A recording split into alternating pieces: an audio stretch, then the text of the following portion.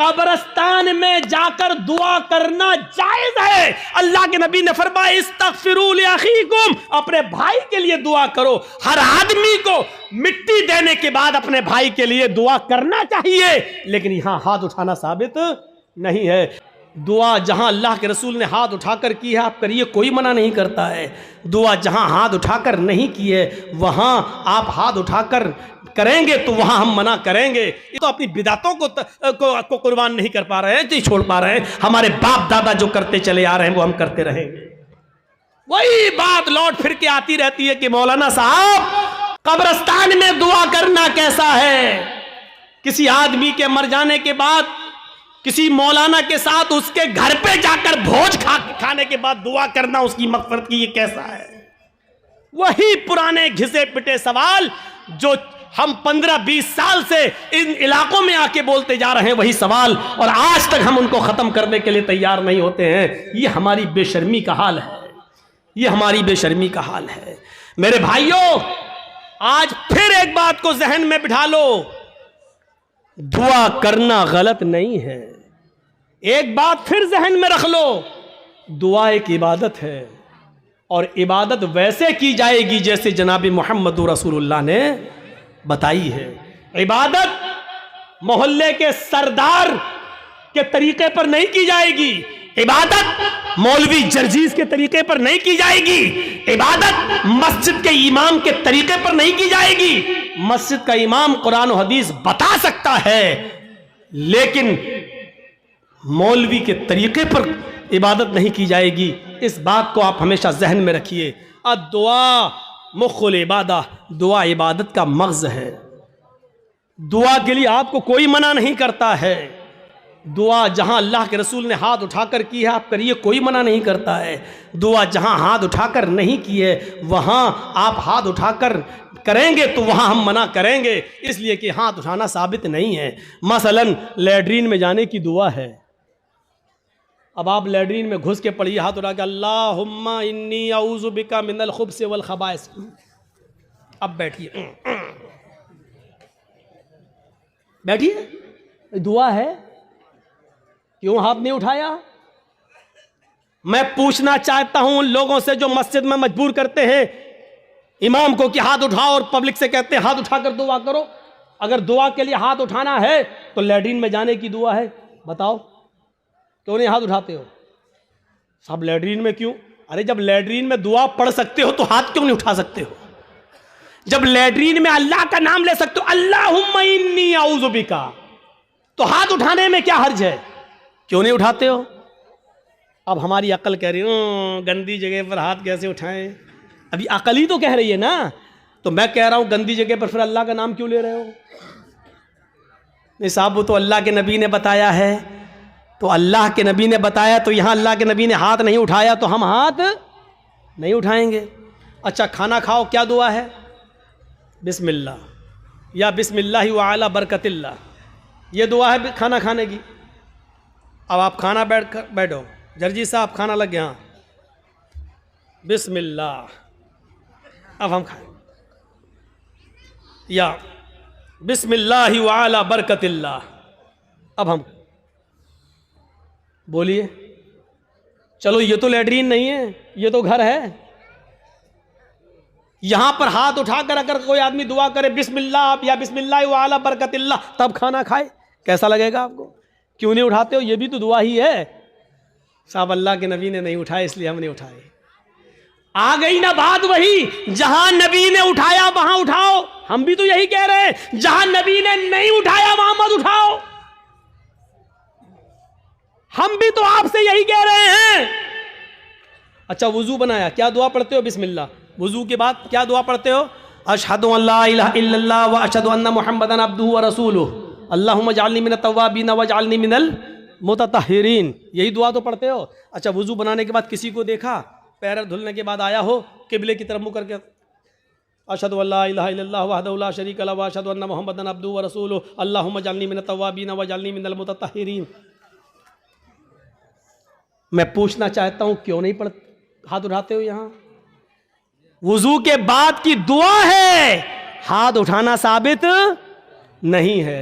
अजान के बाद की दुआ है अल्लाहुम्मा रब्ब हाज़िहि दावत ताम्मा व सलातिल काइमा आति मुहम्मदनिल वसीला वल फजीला, लेकिन हाथ उठाना साबित नहीं है। चांद देखकर दुआ मांगना साबित है, चांद देखकर दुआ मांगी जाए, लेकिन हाथ उठाना साबित नहीं है। इसी तरीके से कब्रिस्तान में जाकर दुआ करना जायज है। अल्लाह के नबी ने फरमाया इस्तगफिरू लि अखीकुम, अपने भाई के लिए दुआ करो। हर आदमी को मिट्टी देने के बाद अपने भाई के लिए दुआ करना चाहिए, लेकिन यहां हाथ उठाना साबित नहीं है। जैसे इन जगहों पर हाथ उठाना साबित नहीं है, ऐसे ही कब्रिस्तान में भी हाथ उठाकर दुआ करना साबित नहीं।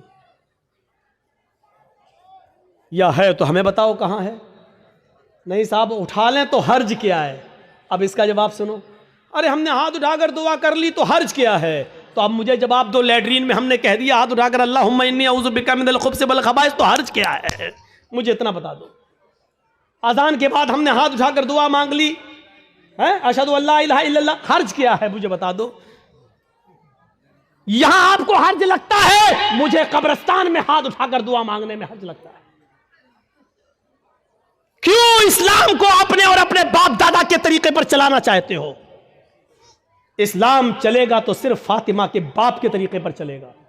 इस्लाम न तुम्हारे तरीके पर चलेगा, न मेरे, न तुम्हारे बाप के तरीके पर चलेगा, न मौलवी जर्जीज के बाप के तरीके पर चलेगा।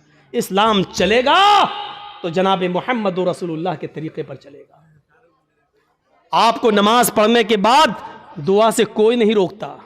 यकीन मानिए, नमाज पढ़ने के बाद आप दुआ करिए, हम आपको नहीं रोकते हैं। अच्छा अमल है नमाज पढ़ना, और नमाज के बाद दुआ मांगना अच्छा अमल है। मांगिए, मांगिए, मना नहीं किया जा रहा है। लेकिन यहां अल्लाह के रसूल से हाथ उठाकर दुआ मांगना, और नबी के हाथ उठाने के बाद सहाबा का हाथ उठाना, और नबी का हाथ चेहरे पर फेर कर पहनना, और उसके बाद सहाबा का भी हाथ चेहरे पर फेर लेना, नबी का दुआ मांगना और सहाबा का उस दुआ पर आमीन आमीन कहना, यहां नमाज के बाद साबित नहीं है। इसलिए आपको भी ऐसा नहीं करना है। अकेले आप जितनी लंबी दुआ मांगना चाहे मांगे। आपकी बेटी बड़ी है, शादी के रिश्ते आते टूट जाते हैं, नमाज के बाद दुआ मांगिए, अल्लाह मेरी बेटी को कोई दीनदार रिश्ता अता फरमा दे। आपकी रोजी रोटी में बरकत नहीं, अल्लाह मुझे मेरी रोजी रोटी में बरकत दे। आपको जितनी दुआ मांगना मांगो, ये 2 मिनट वाली दुआ को रस्म मत बनाओ मेरे भाई। इमाम साहब ने कहा अस्सलामु अलैकुम रहमतुल्लाह, अस्सलामु अलैकुम रहमतुल्लाह, अल्लाहुम्मा आमीन, आमीन, पीछे कर आमीन आमीन आमीन आमीन। अबे ये कौन सी दुआ है? और 2 मिनट में ला इलाहा इल्लल्लाह मुहम्मदुर रसूलुल्लाह, 2 मिनट में तेरी भी जरूरत पूरी हो गई, 2 मिनट में उसकी भी हो गई। वहां इमाम कह रहा अल्लाह मेरी रोजी रोटी में बरकत दे, आप कह रहे हैं आमीन। अरे फायदा तो इमाम का हो रहा, आपका क्या हो रहा है मुझे बताओ? वो इमाम तो अपनी दुआ कर रहा है?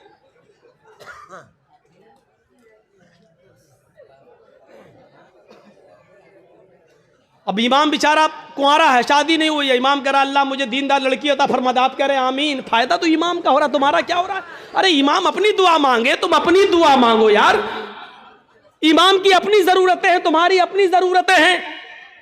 इमाम का बेटा बीमार है, उसके पेट में दर्द है, वो कह रहा अल्लाह मेरे बेटे को शिफा अता फरमा। रहे तुम्हारे बाप को कैंसर है, तुम अपनी दुआ मांगो अल्लाह मेरे बाप को कैंसर है, अल्लाह मेरे बाप को शिफा कामिला और आजिला अता फरमा। अरे इमाम के साथ साथ तेरे आमीन कहने से मखसूस दुआएं हो रही हैं। इमाम तेरे लिए दुआ नहीं कर रहा है, और तुम जो आमीन आमीन कह रहे हो उसमें तुम्हारे लिए दुआओं पे आमीन नहीं कही जा रही है। अरे तुम अपनी दुआ मांगो, इमाम की जरूरत 2 मिनट में पूरी हो रही है, तुम्हें कुछ ज्यादा मांगना तुम ज्यादा मांगो। ये क्या दुआ है कि जब इमाम की सारी जरूरतें पूरी हो रही हैं उसी वक्त तुम्हारी भी हो रही हैं।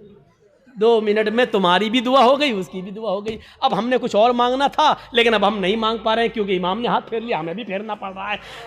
अब हमें कुछ और मांगना है। मेरी बीवी हमें कुछ समझती ही नहीं है, अब कह अल्लाह मेरी बीवी को मेरा फर्मा बरदार बना दे। अब इमाम तो हाथ फेर चुके हैं, अब कैसे दुआ मांगे? अब मांगना चाह रहे हैं लेकिन हाथ गिर भी नहीं रहे, लेकिन मजबूरी में फेरना पड़ रहा है।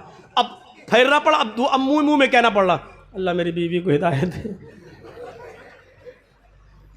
इसको आदत मत बनाइए मेरे भाई। दुआ को हम मना नहीं कर रहे हैं, नमाज के बाद भी दुआ को मना नहीं कर रहे हैं। दुआ को हम सिर्फ इसलिए मना कर रहे हैं कि सलाम फेरने के बाद आदमी आज़ाद हो गया है। वो अपनी दुआ मांगे, आप अपनी दुआ मांगिए। वो 2 मिनट मांगो, 5 मिनट मांगो, 10 मिनट मांगो, 15 मिनट मांगो, आधा घंटा मांगो।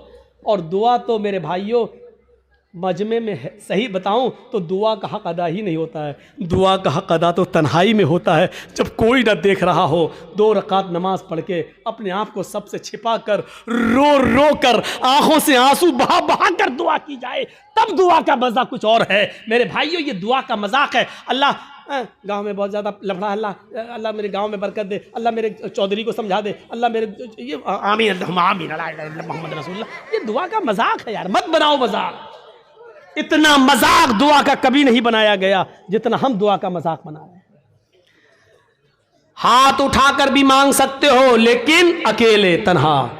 कब्रिस्तान में दुआ मांगने का हुक्म है और हर शख्स को दुआ मांगना चाहिए, लेकिन वहां हाथ उठाना साबित नहीं है। वहां सिर्फ हुक्म यह इस्तगफिरू लिअखीकुम, अपने भाई के लिए दुआ करो, सिर्फ दुआ है। अगर हाथ उठाना होता तो अल्लाह के नबी कहते अपने भाई के लिए दोनों हाथ उठाकर दुआ करो। और यह आता कि अल्लाह के रसूल ने फला फला के दफनाने के बाद आपने दोनों हाथ उठाकर दुआ की है, आता हदीस में, लेकिन हदीस की किसी किताब में नहीं आया अल्लाह के रसूल ने किसी भी सहाबी को दफन करने के बाद अपने हाथों को उठाकर दुआ की हो, कहीं नहीं आता है। हाँ ये आया कि अल्लाह के रसूल ने कब्र में सहाबी को दफन करने के बाद सहाबा से फरमाया इस्तगफिरू लिअखीकुम, अपने भाई के लिए दुआ करो। आप चाहते तो कह सकते थे मैं दुआ कर रहा हूं, आप लोग आमीन आमीन बोलो, अल्लाह जिसका इंतकाल हुआ उसके रूह को आला इल्लीन के अंदर जगह अता फरमा, अल्लाह उसके पसमानदगान को सब्र जमील अता फरमा। आप चाहते तो कब्रिस्तान में सब दुआ कर सकते थे, लेकिन आपने न की ऐसे और न लोगों ने आमीन कहा,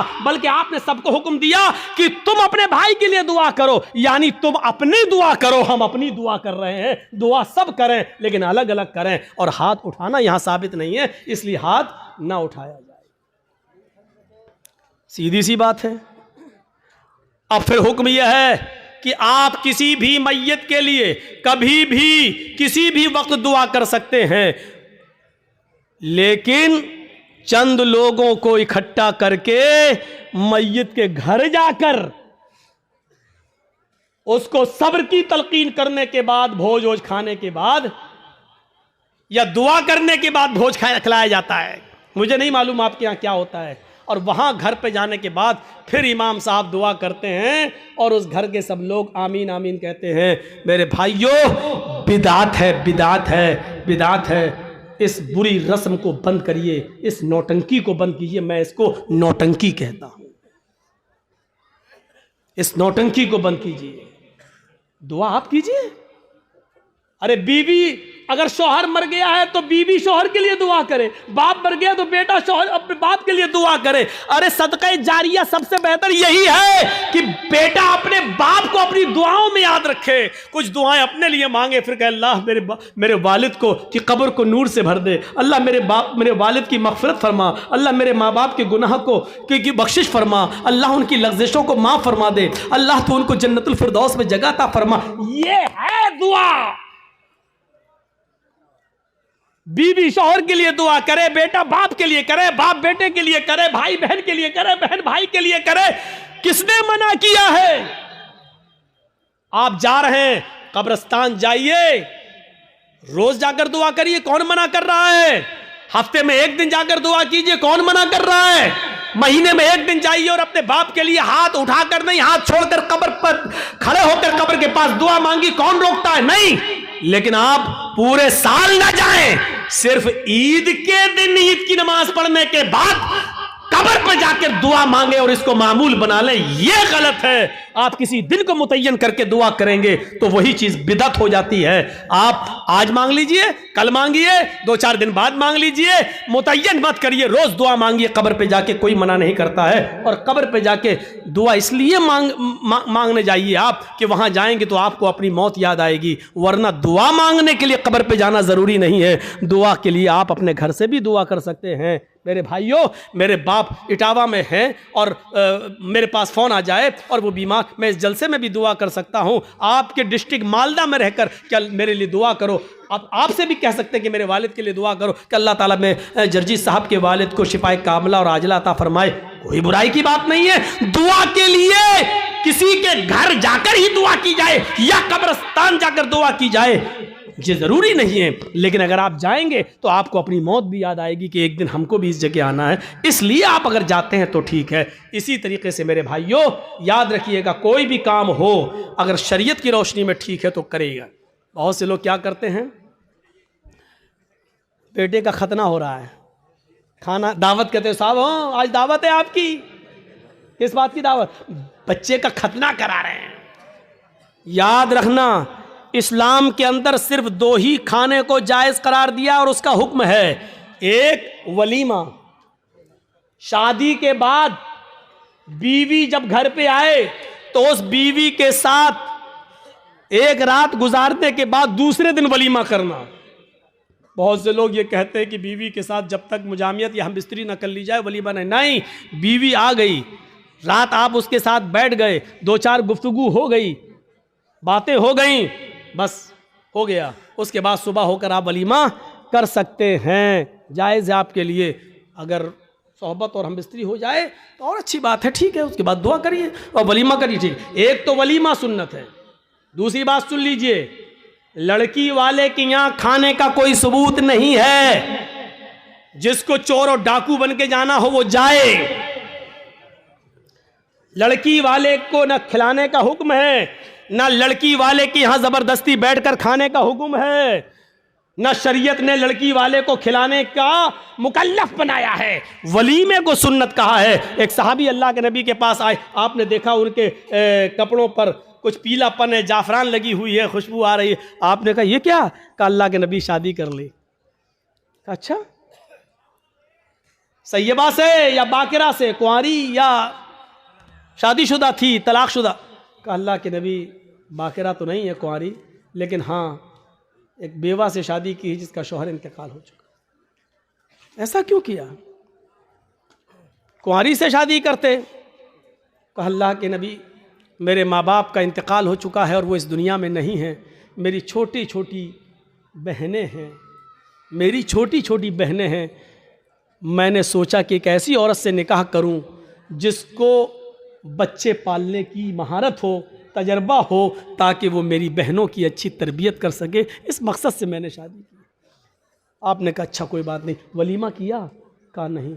आपने कहा वलीमा करो, देखिए हुक्म है, औलिम वलौ बिशातिन, वलीमा करो, अगर ज़्यादा ताकत नहीं तो एक बकरी ही का करो, लेकिन करो।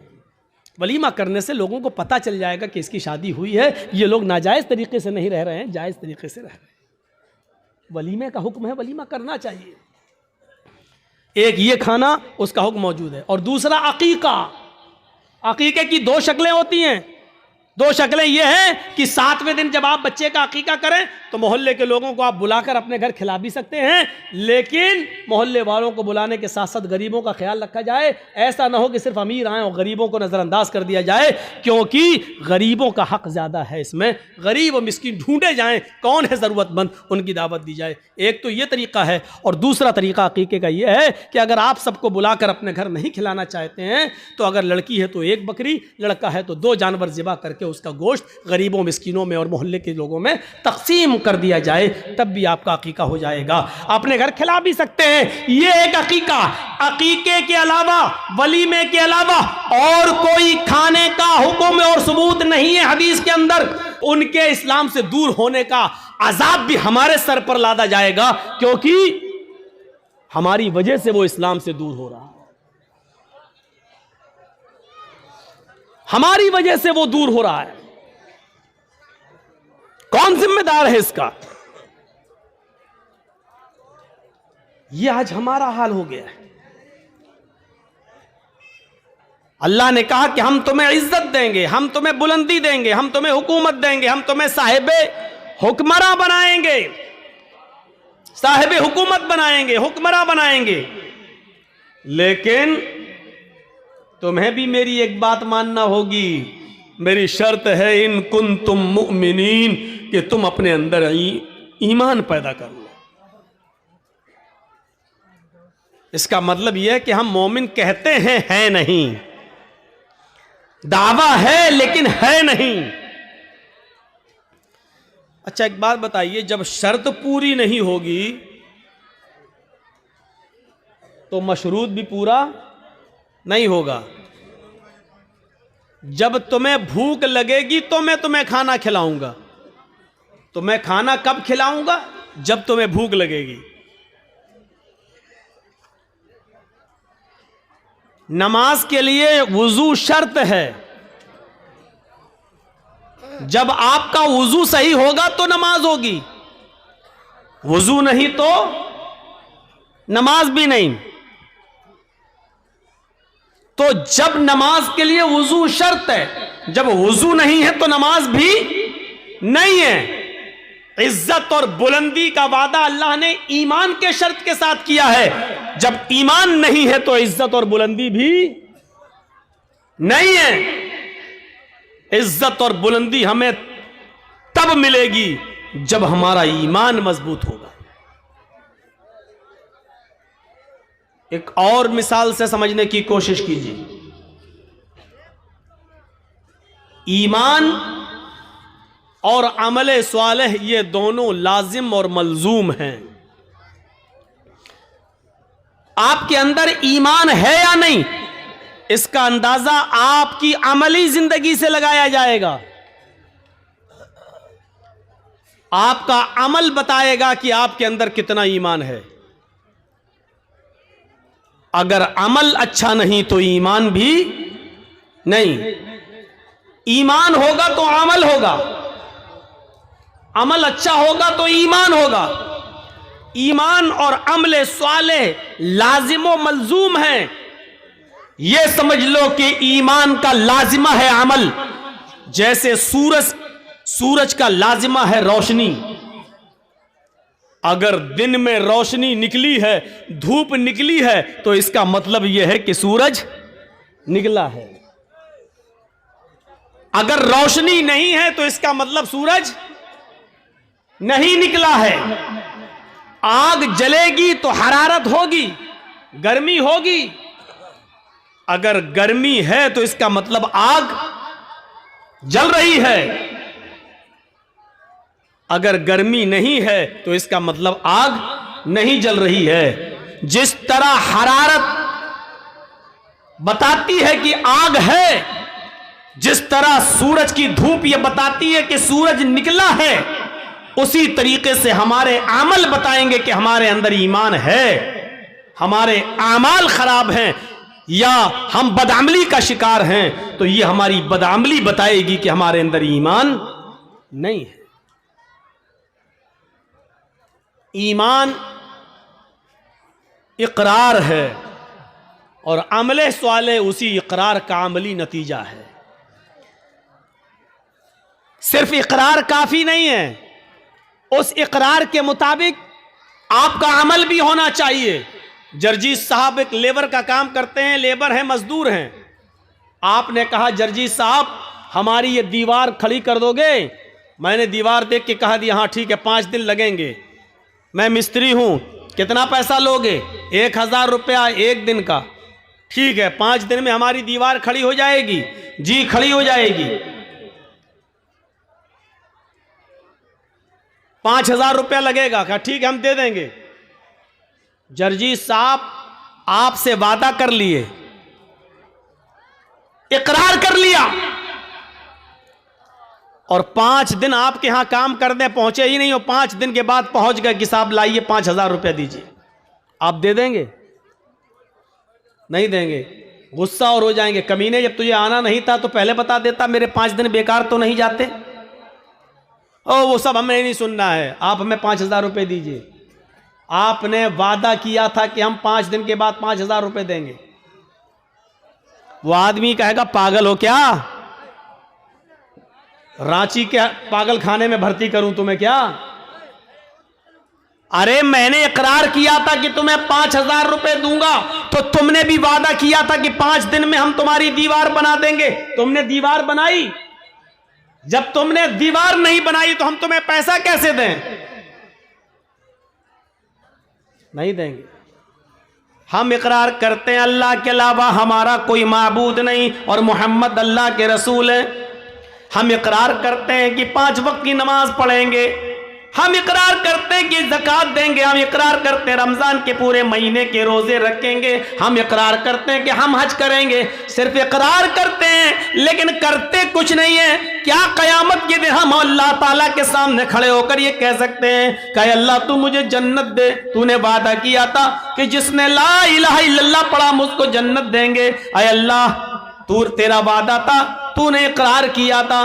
अल्लाह कहेगा मेरे बंदे, मैंने कहा था, तुमने भी तो वादा किया था अल्लाह के अलावा कोई माबूद नहीं और मोहम्मद सल्लल्लाहु अलैहि वसल्लम अल्लाह के बंदे और रसूल हैं। यानी तुमने इस बात का इकरार किया था कि 5 वक्त की नमाज पढ़ना चाहिए, रोजा रखना चाहिए, हज करना चाहिए, ज़कात देना चाहिए।